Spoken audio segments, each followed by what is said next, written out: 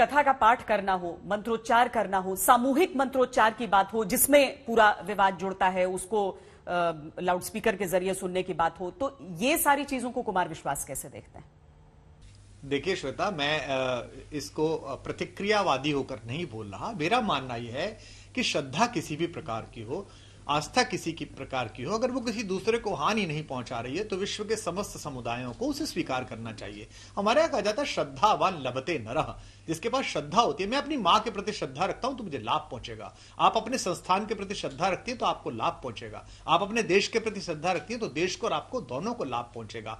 तो अगर हम होंगे कामयाब को यहां 2 बार हाथ मार के गाने से सामूहिकता में तेजस्विता का बल आता है, तो इतने सारे लोगों के बैठकर हनुमान चालीसा पढ़ने पे, सुंदरकांड पढ़ने पे सामूहिकता का बल नहीं आएगा। उसमें आप ये कह देंगे कि ये क्या थिएटरबाजी हो रही है और इससे कौन सी शक्ति आ जाएगी। मूलतः वह जो शब्द बोला जा रहा है, मूलतः वह जो मंत्र बोला जा रहा है। अभी मैं अथर्ववेद पढ़ रहा था और आश्चर्य की बात है कि मैं उस दिन वो पन्ना पलट रहा था जिस दिन भारत के संविधान को आकृति देने वाले परम पूज्य बाबा साहब अम्बेडकर का जन्मदिन था, अम्बेडकर जी का। तो उसमें लिखा होता समानी प्रपाह, मेरी प्रजाएं एक कुएं से पानी पिए, हम एक साथ खाना खाएं। ये मेरा वेद कह रहा है। दुनिया की सबसे पुरानी किताब, वैज्ञानिक रूप से पुरानी किताब, ये नहीं कह रहा, वो बाकायदा कार्बन रेटिंग से सबसे पुरानी निकली है। उस वेद में कहा जाना है समानित प्रपा।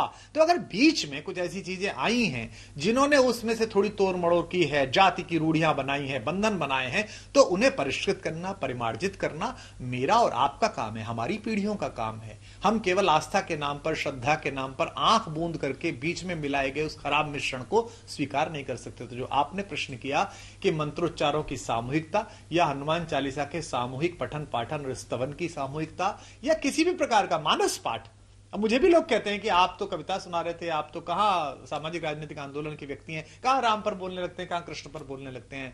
मैं तो बोलना चाहता हूं बुद्ध पर भी, मैं तो बोलना चाहता हूं इस्लाम पर भी, पर मुझे पता है कि कुछ जगह मेरी स्वीकार्यताएं कम होंगी। यहां मेरी स्वीकार्यता मेरे अंदर है तो मैं बोल लेता हूं। तो मैं उन सबसे भी कहता हूं जो सुन रहे हो कि आप एक बार समूह में बैठकर गाकर तो देखिए, आप एक बार पुकार कर तो देखिए। आप छोटी छोटी चीजों पर भरोसा करते हैं, आप इंटरनेट पर बनी हुई ऐप पर भरोसा करते हैं, आप सरकारों पर भरोसा करते हैं, सरकारों के सरकार पर भी एक बार भरोसा करके देखिए।